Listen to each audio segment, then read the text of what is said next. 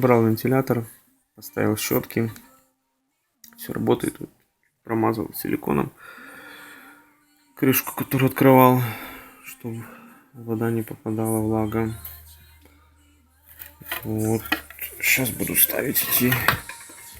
Хотел обратить ваше внимание, вот этот болт Айка. Где фокус? В общем, чтобы его открутить, я намучился. Оказывается, здесь левая резьба. Кто будет откручивать, не сорвите резьбу. Здесь в другую сторону откручивается. Сам не знал.